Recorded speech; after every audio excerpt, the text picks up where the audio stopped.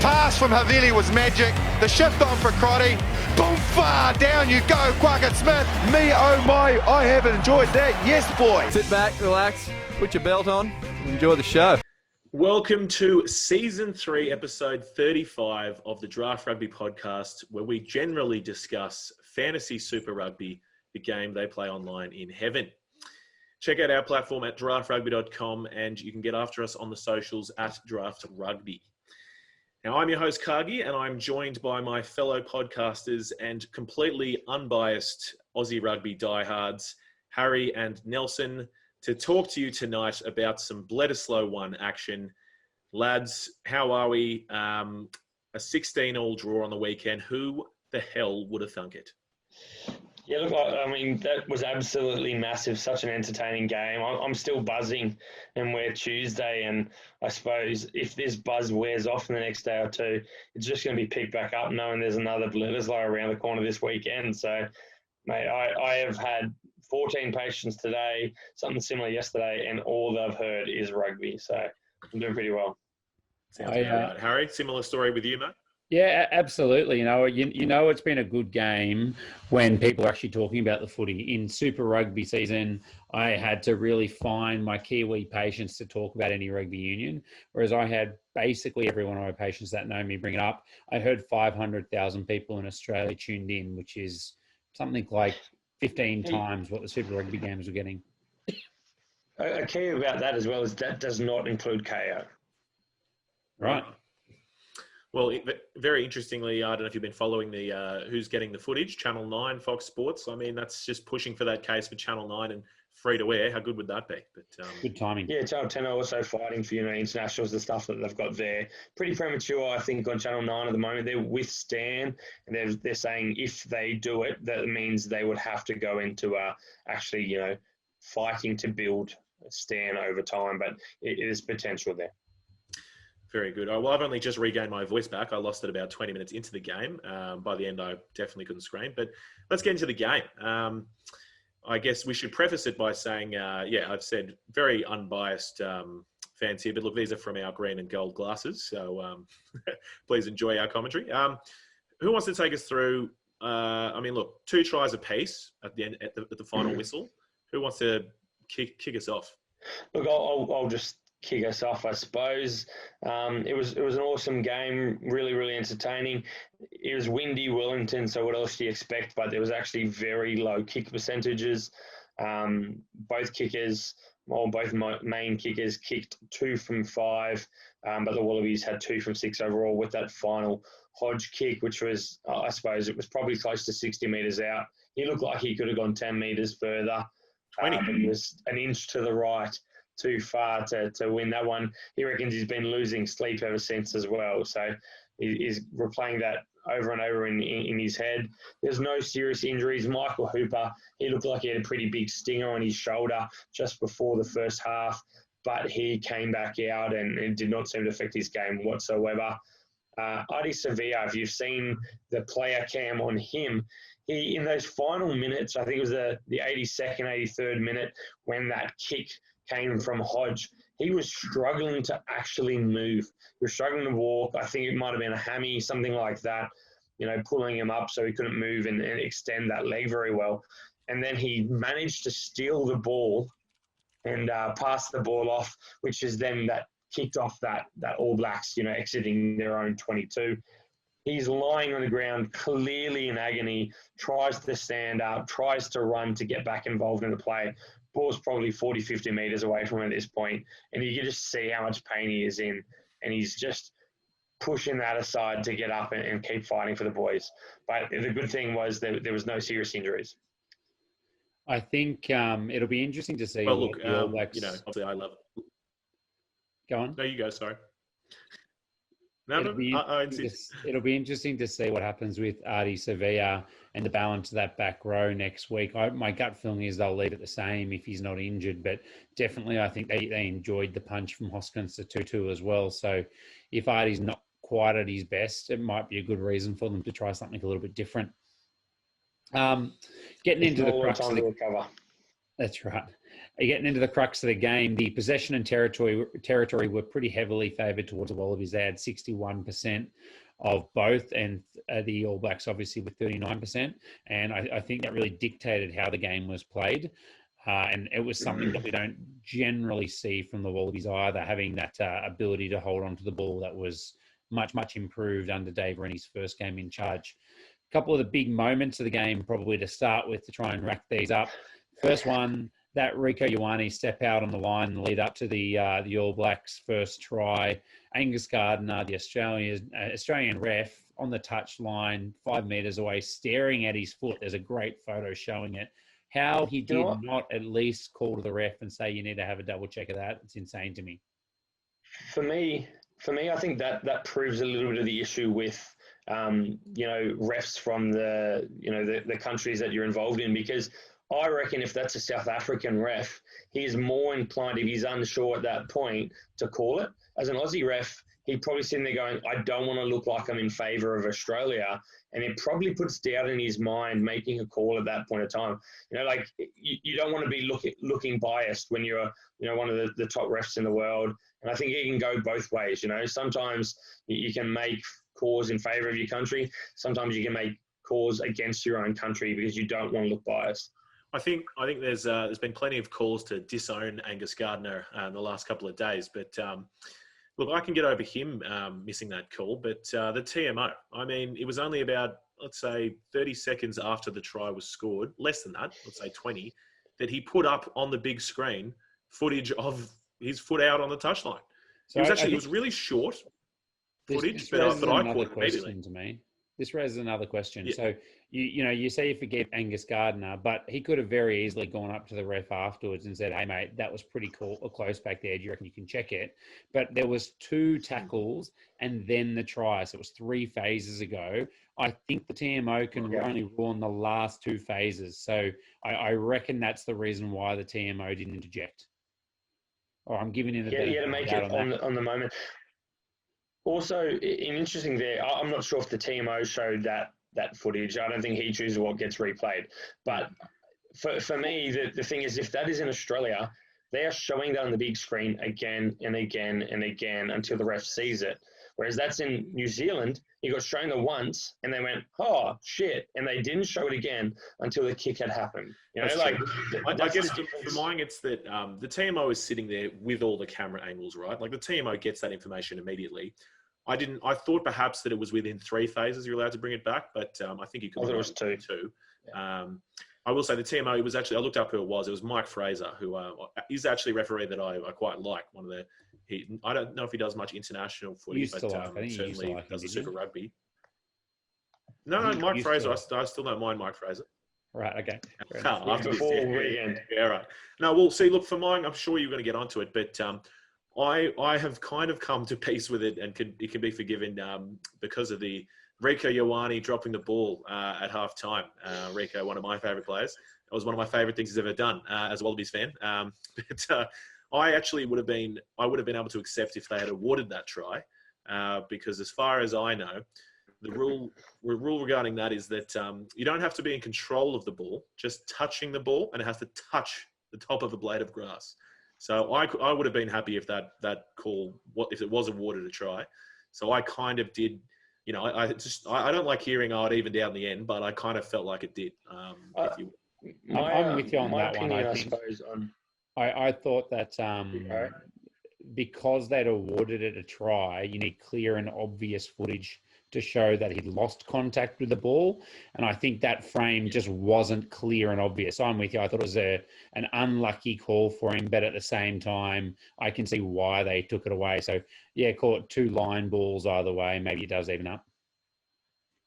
I'm happy. I think that was a 50-50. I think horrible ball security. I thought he dropped it looking at that individual frame, but I could have understood going against it because it was the on-field try. I think with what it should be, it should not be a try. You should have to put the ball on the ground, not potentially be slightly touching it, which is a chance of luck and millimeters rather than you actually placing the ball. I don't think he placed the ball. He dropped the ball cold. It was a mistake. You don't deserve a try. But if we're talking about, call for call, How about the second try, the Aaron Smith try, when they did the line-out play and they held in James Slipper, who could have definitely put a hand on him and was trying to put a hand on him, and they ran through and ended up scoring off that. It was clear obstruction within one phase. I think that should have been looked at. Mind you, I absolutely love a prop doing that and getting away with it. I am blowing up about it, but I said the exact same thing to our rugby team on a few of our lineouts that do that. Hold them in. They're not going to ping you for it. And I think rugby is fine margins, and if you can get away with that, good on you. I think that's a good play. But 100%, that is not a try. He held him in and then and allowed to the try. I think All Blacks rugby is built on that to start with, but even I think I can even see through my green and gold vision here. I don't think Slipper would have got to him. I think the gap was too big. I agree. But it was very reminiscent of classic All Black plays. The one that sticks to mind for mine is the try they scored to win the 2011 Rugby World Cup, where it was a line out. They threw it in the middle to Tony Woodcock, who split them through the middle. And who was on either side of that gap that Woodcock ran through? Richie McCaw and Kieran Reid, blocking off and holding both the French guys in the line out. So it was very kind of reminiscent of that. But I could be jumping ahead a little bit here. I think I didn't notice it at all during the game. I think one of you brought it up, but someone pointed out James O'Connor's getting on back his play when, look, he'd already done all the brilliant work, but we're talking about Korobiti's try in the corner. And as he, brought the ball forward, drew in defenders, and then threw it out wide to Korobiti, he got pushed in the back by Rieko Ioane and kind of used that opportunity in falling to ankle tap Geordie Barrett, who was, I guess, the closest other defender who might have had an opportunity to get across the field to Korobiti and make a difference. I don't know if he would have got there, but I thought that was great. Those types of little, what do we call it? It's game craft, really. Gamesmanship. It's the dark arts. I think he got pushed when he shouldn't have been pushed and got taken out when he could have supported. So, I mean, you took out one Wallaby and one All Black got taken out. For me, that cancels out. Well, before we get back, I'll get Harry to just get us back on track. I was going to say, back to Rieko and dropping the ball, I think, look, that certainly won't have done him any favours. You guys know how much I love Rieko Ioane, but Fozzie, Ian Foster had been talking about how he'd forced himself into the All Blacks 13 jersey ahead of Anton Lienert-Brown, and that's something that he is typical of his game. He does a lot of that kind of showboating, diving over the line and slamming the ball down hard. So those are the kind of things that really are going to make it difficult to select, when you've got Anton Lienert-Brown, who is the Conrad Smith type, just never makes a mistake, never does anything wrong type bloke in the wings. Rieko's and Nani Laumape for that matter as well. Absolutely. I feel like you can't play Nani Laumape and Rieko Ioane in the same starting side as well. But look, we'll worry about that in a couple of days' time when we do the preview. Look, the other big moments, just quickly touching on them before the extra time, was the Aussie comeback. So Korobiti's try off that James O'Connor wrap ball. I think they played a line out. Jock got outside his opposite man on the wrap and then managed to put Korobiti in just enough space to finish in the corner. And then there was the other one where Dungunu scored in the corner thanks to a Nick White kind of diving flick on a loose ball as well. So that was an opportunistic one for me as well. Very nice. I think an important key for me on that first Korobiti try is Ioane chose to make the wrong decision in the defensive pattern. And for me, I still don't think he's an international outside centre. He made the wrong call there, and that's what led to that space. Yes, it's probably not only on him. I do hope he is 13 next week. And this weekend coming simple enough for me because they can clearly outsmart him with a very simple backline play there, and he got sucked in. I think apart from Ioane making the wrong choice, I think we haven't given James O'Connor enough credit. I mean, he was absolutely insane in this game, and just the way he got across, he just looked so dangerous. He drew in all the players. It would have been hard for Rieko not to commit. He was cutting some fine lines, and he was burning some bays. He was getting around them. It was huge. Moving on to some of the stats, I suppose when you look at the differences in that possession and territory, it's no surprise. The Wallabies had 564 run meters to 473, and they had 24 to 21 tackle busts. But amazingly, they had 10 offloads compared to 3. There were 10 line breaks each, for me, this was quite an interesting attacking game. There were quite a few leagues out there saying there were a lot of kicks, saying there wasn't too much, attacking stats. But if you compare that to the NRL semi-finals on the weekend, you have more line breaks, you have less kicks. I thought this was an awesome game for the conditions. The issue with the Wallabies, where they had so much possession, they had so much territory, they just weren't able to convert attacking position, that attacking phases in the opposition 22 into actual points. Whereas the All Blacks, it didn't matter where they got the ball. If they entered that 22, they were basically scoring 50% of the time. They were walking away with points 50% of the time. Yeah, on that counter-attack, I mean, Cargie, before we started recording, you were mentioning that you were really frustrated watching with how much better New Zealand were at actually reacting to the drop ball. Australia seemed to actually stop in their tracks a little bit. I think it's something that they've been guilty of doing in the past under Checker and previous coaches before as well, whereas the All Blacks have made a fine art or a real skill of reacting as an entire team straight away. And, on that try, they almost scored. They had almost their entire team in the attacking line supporting as well. They're just so fast at reacting, and the Wallabies need to be a lot better there in that space. Absolutely. I think the All Blacks, without question, are the best team in the world at reacting and unstructured play. You'd have to say, talk about teams training all kinds of scenarios, training with 14 men, training with 13 men. I reckon the All Blacks just run scenarios all day about, all right, ball's knocked on, players have stopped, let's go. So there was one that stood out for mine, but it happened about 2 or 3 times, as you were saying, Harry. One towards the end, Pete Samu knocked it on. It's probably about 3 or 4 Wallabies standing around him who all just kind of stood up like, oh, yep, knock on, play's dead. Like, let's, get ready for the scrum. And one of the All Blacks just dived on it, picked it up. They started spreading it, and they ended up down the other end of the field. It took about half the Wallabies team just a few seconds to react. And by that time, the All Blacks were already on the other side of the field. So just like that urgency of, if you knock it on, dive on the ball immediately, kick it out, or do something. Just kill the play completely, because we were made to pay 2 to 3 times, and it's just like, that's not good enough. So yeah. Another interesting point that I found out of this was the rate of confrontation. So this is from Rugbycology. If you go to Twitter, he does absolutely awesome breakdowns of most games, and he actually put all this stuff out for free. This is just awesome insights. I found super interesting for this match, but he did it through Super Rugby as well. But in terms of rate of confrontation, that's times that teams carry into contact as a percentage of their ball handling. For the All Blacks, it was 16.83. For the Wallabies, it was 22.52. But the key taking for this for me was when the All Blacks entered the attacking zone, so the opposition's 22, they looked for confrontation 40% of the time. So almost half the time they're running directly into contact, and they only had 2 passes per phase, whereas the Wallabies, they only looked for confrontation 18% of the time, and were looking to have 5.5 passes per phase. So they were trying to make the ball do the work in space and try to get out wide, where the All Blacks, they were looking for one-on-one contacts. They were just trying to be one-on-one. They weren't trying to do anything too creative. But I suppose the interesting take there is a lot of the time they entered that 22 of unstructured phases, as we were saying before. So they weren't having to look to create too much in that space. But for me, the simple thing is you need to be simple in that attacking 22. You don't need to be overly complicated. The Wallabies, we took too many phases at certain occasions through the forwards when we should have been looking out to the backs, and on a number of occasions. Although I disagreed with the call, the All Blacks got a penalty for, first on the ball, and the Wallabies not letting go. I think some severely wrong calls there. But if you're not looking to do too many phases, then, you're actually looking to do something creative there, you're probably not going to get caught out as much.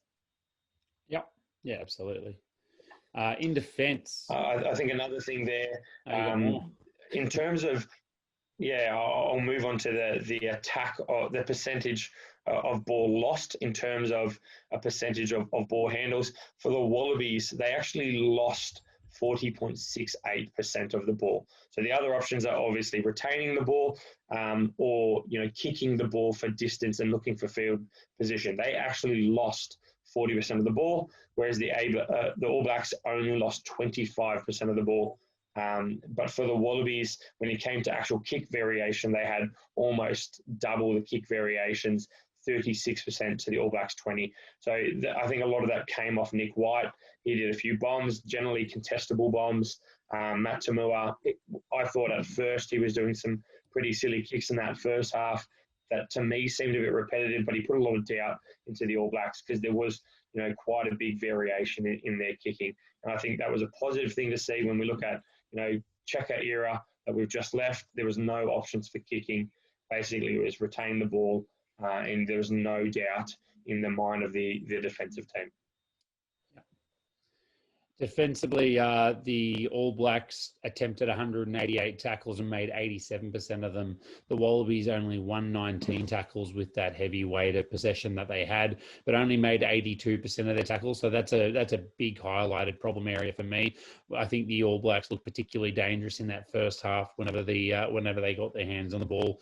And I wouldn't have been surprised if we looked at those stats in the first and second half if it got a lot better in the second 40.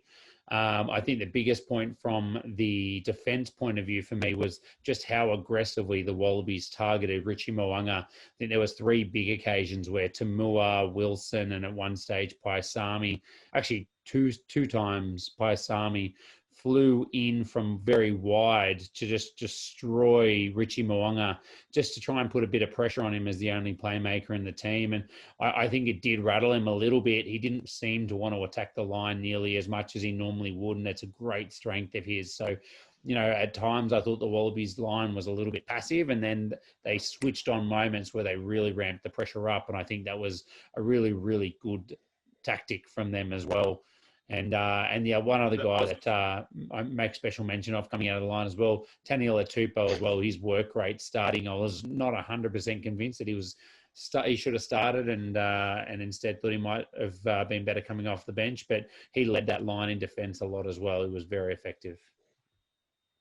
I think this for mine was really the highlight of the game, what you just spoke about, because some of the All Blacks are having nightmares after this game. This is the first time in a while where the Wallabies cast the fear of God into a few of them. Richie Mo'unga was chief among them. Richie, we've never seen some attacking football like the likes of what he's done with the Crusaders, but towards the end of that second half, they had taken a few seconds away from him. They'd taken a few steps and a few seconds. And what I meant by that is he got the ball and he just wanted to get it out of his hands a lot faster. And it just meant that those passes were going a little bit behind his backs outside him. And it was just depriving them all of those few seconds, which in Test footy is everything. And it was massive. They definitely put the fear of God into him. They were hitting him slightly late, and not getting penalised. Like you're talking slightly late. They didn't earn any penalties for it. And I honestly think that rattled him a little bit. And as a back rower, I think that is an absolutely beautiful thing for you to hit the 10 slightly late, put a bit of doubt in his mind and not get penalised for it. I think it was something really good to see. I think Ian Foster came out and said he was a little bit disappointed at that, and that it was definitely happening, and that Richie Mo'unga has a sore shoulder. Looking at the highlights, his shoulder could have been sore from getting absolutely bumped off by Daugunu when he ran into him and bumped him off.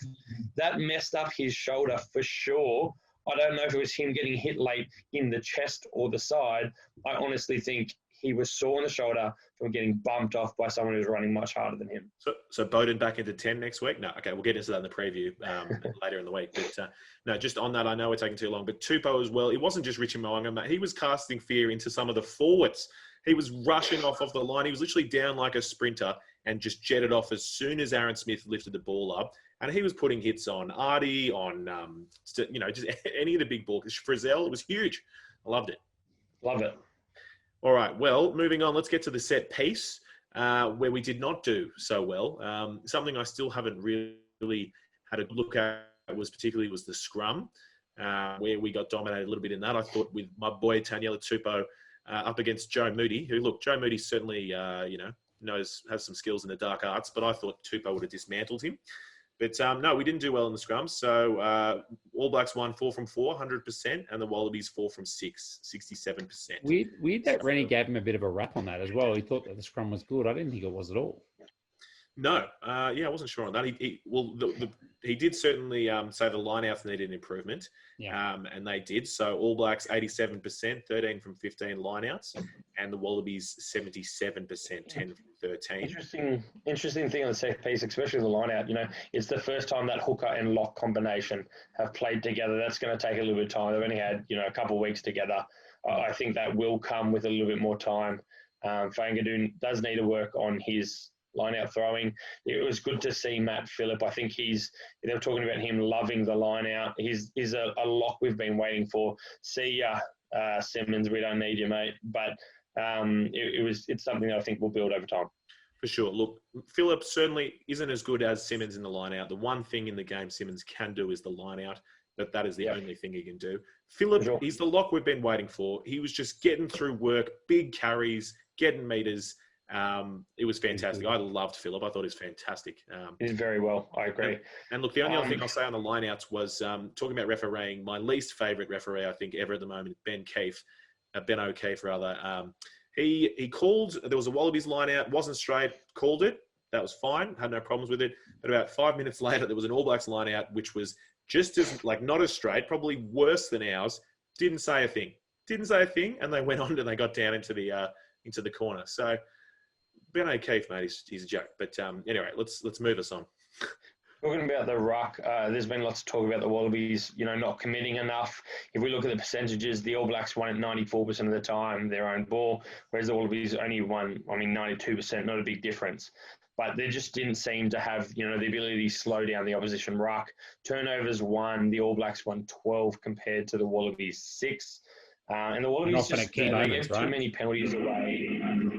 Yeah, very key moments. I do think some of them were very dubious, especially on the All Blacks line. 2 majorly, which we'll get to. Major game changes were both absolutely bullshit calls on their own line. But that's just the way the cookie crumbles. And they got away with it because the Wallabies didn't work hard enough in that breakdown, showing that we probably missed guys like David Pocock, who actually has a big impact to securing balls and also slowing down opposition ball. All Blacks had far too quick ball. Our back row was brilliant, I think, in a lot of ways, but really not working hard enough in that breakdown. And I think that's something that may need to change if we want to win these games. Harry, you want to go on to about that next point? Look, it was me highlighting that one. I was just going to say that they gave away at least 5 penalties for just cleaning out past the ball or just diving over it. One or two of them, Aaron Smith was being very clever, did the old dummy like he was going in and attracted someone in to clean him out past the ball. But that's a simple penalty to not give. I can appreciate more than anyone. It's hard to run in and clean someone out. I go past my center of gravity. I'm diving every time. I can't stop. But in the professional area, you've got to be able to call that and figure it out. So there's dumb penalties, and that's a real coach killer, just giving away possession there. You got to think it's a bit indicative of the fact that they weren't supporting the ball carrier enough anyway, though, right? So they're coming in late, which means they have to hit the ruck at 100% pace. So they're going past the ball and losing their feet. Whereas if they're a little bit earlier to the ball, they can kind of steady themselves and have a bit more control going into contact. Yeah, I agree. I agree. Can I ask a quick one as well? Just with regards to a few of these penalties we weren't happy with, no release, no daylight. If there's 2 tacklers and they tackle someone at the same time, is there still, do they still deem someone first tackler, someone second tackler? They're both tacklers. Simple as they're both That's tacklers. what I mean. So if there's 2 people tackling someone at the same time, if they choose the second person as the second tackler, they still have to release and give daylight, right? No, yeah. If you're touching that player as they hit the ground, you are a tackler. That's what I mean. Simple as that. You don't have to actually have shoulder on. You don't have to have any impact in the tackle. If you are touching them as they go to ground, you have to clearly release them. Look, the one that stood out for mine was Damien McKenzie getting a pill for tackling Matt Phillip on the 5-metre line after a huge break, and Damien McKenzie getting a penalty. The man had never released. He was basically clinging on to Phillip for his dear life. He was worried about. Yeah, I think that was one of the calls I was alluding to earlier. Yeah, definitely a ridiculous one. There was also another one on their line when there was a attacking Wallaby in the breakdown. So it is a ruck, and they ended up coming in after there was a Wallaby in the breakdown, and grabbing the ball and then earning a penalty because it wasn't released, which is illegal because it was a ruck. Yep. Yeah, look, No. pushing on. The referee, just talking about the ref a little bit more, we've touched on a few things already, and you can tell that none of us are completely thrilled. I think he did miss things on both sides of the ball, which is even more frustrating because I just don't think he picked much up, and he was pretty gun-shy with the whistle in extra time as well. But the bigger moments are the ones that seem to be the ones that were the Wallabies were being missed, whereas kind of middle of the field, Wallabies were getting away with some pretty dubious stuff around the ruck as well, I think. The All Blacks conceded 7 penalties, only 1 of those on attack, whereas the Wallabies conceded 14, 8 of those on attack. And I think a few of those were driving past the ruck, like you said, and Taniela Tupou was a fiend for it. The other thing that was frustrating for me was looking at how the referee played advantage. It was really weird. The knock-on advantage was basically if the ball came out of the ruck, it was over. Not a clear attacking opportunity, but no such thing as advantage for a knock-on. And then for the long arm advantage, at times they were making 20, 30 metres and getting them into a really dominant position and going all the way back just because they hadn't had an opportunity to actually take a shot at goal. Yeah. And then at other times, even when the penalty is 40 metres out, so it's not a really easy kick at goal anyway, the team's chosen to attack, so they should have to actually stand by that. And then at times the Wallabies were getting a couple that were going quite quickly. So again, O'Keefe just was managing them differently as the game went on for each team. And it was just those inconsistencies that just become frustrating as a fan. This was the law that I want to look up because I imagine it's a subjective one. I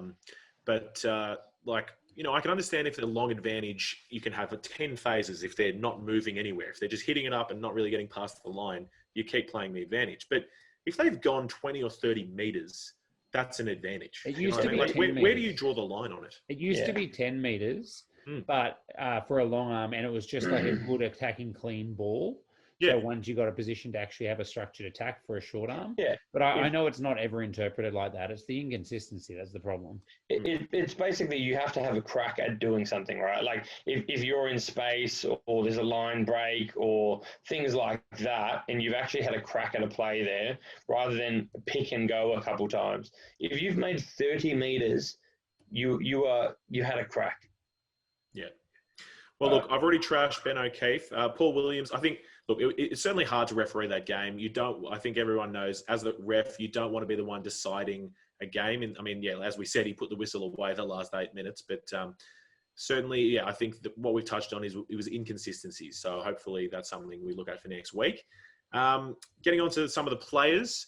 We'll start with the bad players. D-Mac, thrown in the final hour, didn't have a good game. Windy Wellington certainly did not help him, but those Nick White box kicks going up, man, he had a tough time getting those back. I think they worked out fantastic for the Wallabies. We got possession back more times that we kicked it than we didn't. D-Mac just couldn't really find a way to inject himself. That tackle on the Korobedi try, it was a fantastic tackle, but just couldn't stop him. What do we think of D-Mac? I think he's lost his confidence. He doesn't back himself and attack the same way he used to. It didn't matter who was in front of him or how set the line was before. He would always back himself to get through and create a break, and he just doesn't do that anymore. Yep, I agree. Yeah, I think he looks like a shell of himself. Before it didn't matter how many people in front of him, he still seemed like he had the confidence to break through and score from any position, no matter who was in front of him. He had no feeling of that this weekend. He's a real chance of not being my first fantasy pick next year. Oh, huge. Very good. We talked about Rico. He's going to need to pick up his game. Folau for Inga. Yeah, nothing special out of him. Line out was poor. And didn't really, now that I think about it, didn't really see him make any dominant carries, dominant tackles, kind of was just in amongst it, I guess. Nothing in his performance really stood out for me, which is, singling someone out. But obviously, the thing that stood out was when he went to throw the inside ball off the line out, realised that the man was covered. So pulled the ball back in and managed to lose it so that the All Blacks could go all the way and basically score. So that's what stood out to me. And I wouldn't say he was in amongst it when he makes one carry, for 3 meters and made 5 tackles. Like, that is not in amongst it. I'm very happy to see anyone else have a crack if that's what we're going to see. Bring on the prince that was promised, eh? We had tons of ball, and he made one carry. The prince, Nelson. That's what's coming. Prince, let's do it. Mate, I don't care who it is. Sure, at least you can back the Prince to put a hit on. That's one thing I have liked about Jordan Ulysses. He gets on there and hits someone. That's for sure. So let's push on to the top performers. Top performers. I'll take us through the first one. Filippo Dangunu. How good? I think when we were leading up to the test season, I thought it might be difficult to pick both Korobidi and Dangunu on the wings. My mind has been changed. Yes, it's one game, but God is good. My favourite comment this week was Rennie talking about his selections and talking about picking Dangunu. He just said, mate, he can beat you in a phone booth. So couldn't leave him out of the team. I thought that was great. You honestly can. So, no, he was fantastic. 13 runs for 138 metres. 3 tackle busts, 4 line breaks, a try, 5 of 8 tackles. God, he was good. He was everywhere. We probably have the 2 highest work rate wingers in the world. They're into everything, you know, particularly those last 8 minutes. Korobidi's picking it up off a ruck in the middle of the field. Dangunu, I mean, it's Dangunu, as you said, taking those hit-ups, knocking over Richie Mo'unga. Like, they were into everything. The most energetic wingers that exist. And Nelson, your background for those that aren't watching the video is Dangunu's player card as fantasy man of the match for the round. You obviously had big raps on him as well, based off of that. Oh, mate, I think he was absolutely lightning, and just his ability to beat the first defender, even when he had absolutely no right to do so. His energy levels were amazing. I suppose we've all gone towards the Kiwi idea that you need, 2 fullbacks and a genuine finisher. This was the first time we've had 2 genuine finishers, and our fullback is a finisher as well. Completely different from something we've seen, from Southern Hemisphere rugby, especially Australia, and it was awesome. I can't wait to see more of it. And also just his combination with Harry Wilson. Those 2 times they got loose on the sideline and Harry drew him in, passed it out to Dangunu. It was just unreal. So how good. All right, other great players. I'll just quickly pop it. Nick White had an absolute ripper as well. Just composed that it was talked about a lot, that 9, 10, 12 experience kind of pairing. And they just absolutely steered the ship for the Wallabies. White was epic, 14 runs of 56 metres, just really keeping them honest around the breakdown with those little darts of his. 5 tackle busts, a line break, 3 offloads, try assists, 6 of 8 tackles. He had an unreal game. He's grown on me every week. Hoops led from the front, 19 of 22 tackles, 1 turnover he caused. As we said, he looked a little bit like he was rocked in the first half, but we've said many times the man's built of titanium. He can't get injured. And look, before I'll let someone go through the Kiwi top players, for mine, the Kiwi man of the match was Sam Kane, who perhaps Harry and Nelson have suggested in the past should not have been the All Blacks captain and is not quite the quality player that he is. But mate, for mine, he was unbelievable. He was into everything. And do you know what we're talking about when we said he smashes people, mate? He was smashing people left, right, and centre that game. Yeah, look, he actually made 25 tackles from 25. Absolute behemoth effort from him. Definitely a leadership sort of match for him, but it still doesn't mean I think he's the best flanker in New Zealand, but he's definitely absolute class. They would have won by 30 if they picked Lachlan Boshier at 7. Yeah, no, he was absolutely brilliant in that game. You definitely can't take it away from him. That was the try scorer they were missing, Lachlan Boshier. You're right. Exactly. Now, look, Sam Kane as well. I think he outplayed Hooper, to be fair to him. He played very well. Yeah, I agree. Artie Sevilla, 9 runs for 45 metres, 5 tackle busts, an offload, 7 of his 9 tackles and a couple of turnovers as well. So a true number 8's game there. Didn't have quite the same work rate in defence as he has at times. And Caleb Clark, he only played 16 minutes, but man, was he effective. And he looks even bigger.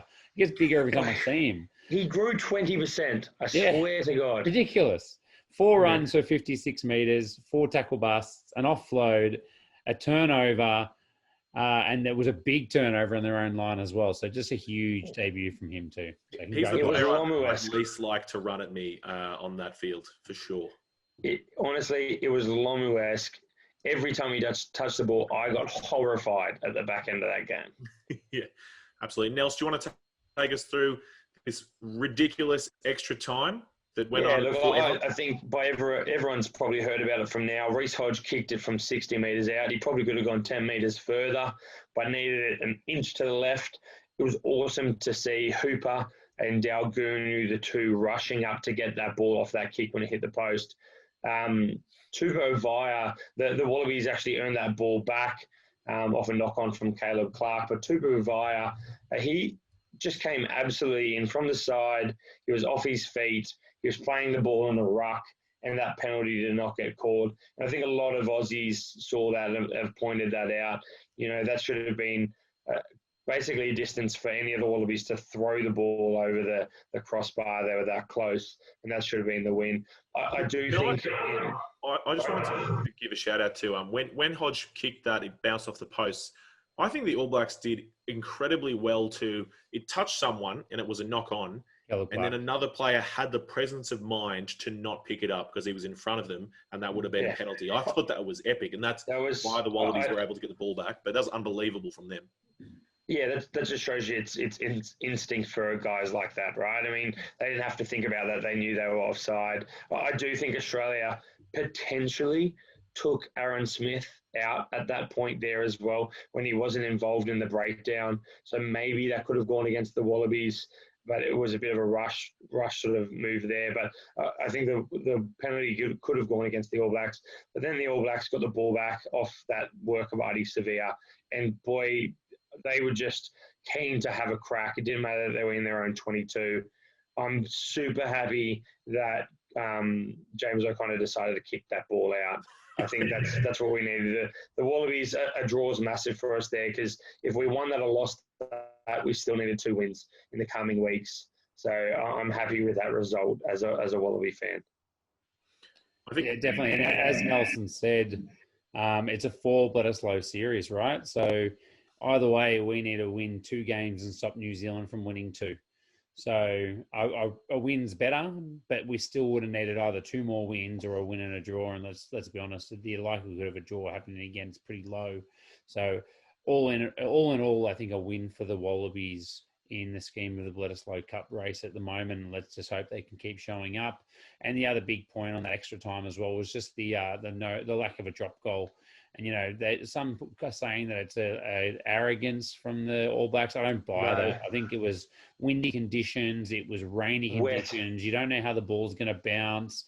88 minutes in at the time, the entire All Blacks team were off their feet.